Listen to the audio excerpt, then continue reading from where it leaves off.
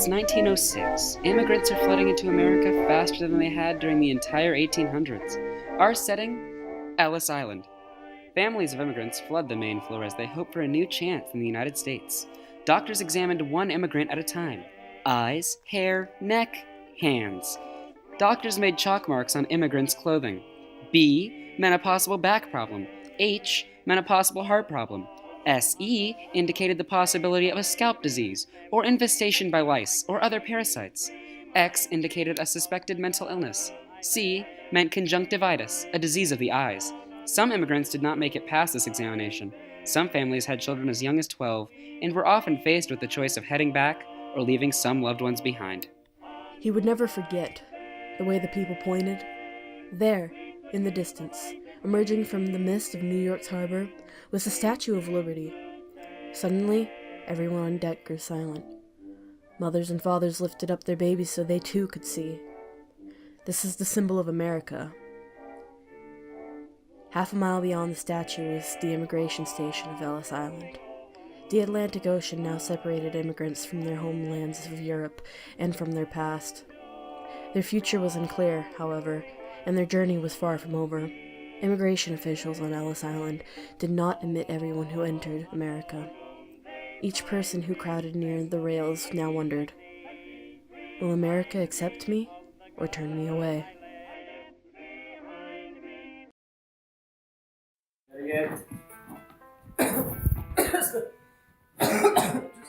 How long? I'll be fine. You two, up against the wall.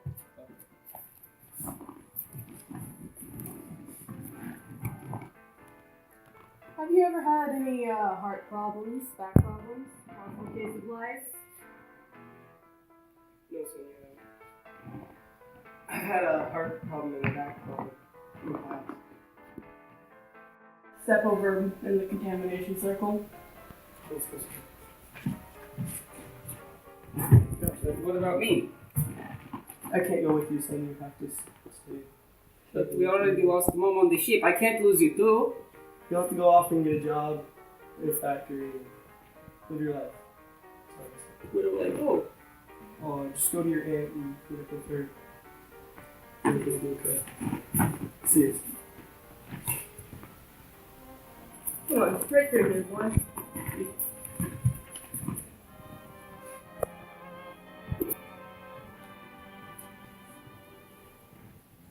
Some immigrants would have to leave their families due to sickness or ailments, going back home from wherever they tried to escape from.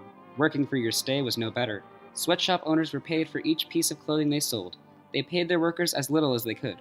Men were paid around $7 a week, and women $3 to $6 a week. Workers were there from early morning until late at night, often from 5 a.m. to 9 p.m., and even until 2 or 3 a.m. when times were busy. Sweatshops were unhealthy, dirty, sunless, and without air. They were filled with constant noise of machinery. Though during this time many women worked in factories, some also did not and stayed home to take care of younger children. Like many other immigrants to North America, people often gathered in large populations of their respective ethnic groups. Many of these communities were established more than 100 years ago when immigration came to North America in large numbers. How was work today, boy? I lost my hand to the Tetka. Oh no, what happened? I busted the machine. What are you going to do now? I have to quit. Well, you can't, son. Our taxes are due in a week. There's nothing I can do with it. They're going to fire me anyway. They have to do something. There's nothing I can do. I think you might have to get the job Tetka. I can't. They'll pay me $3 a week, and that's not enough. Yeah, do something. That's all we have. Well, I'm a woman, and they won't pay me enough to get our taxes paid.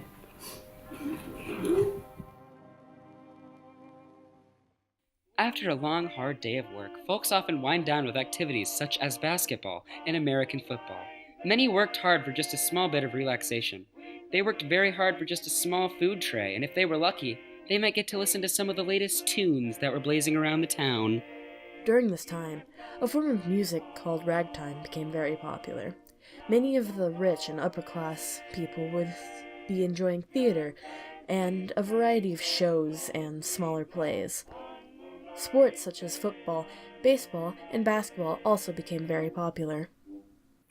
I heard they're building a new park where the old bank used to be. Be nice to relax instead of working in this scrap heap.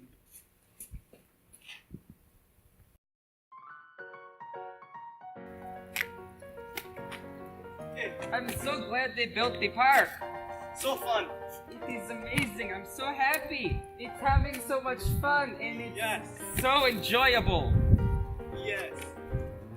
Yeah. Wow, this is such fun. So, what Do you guys want me to turn up the music? Yes!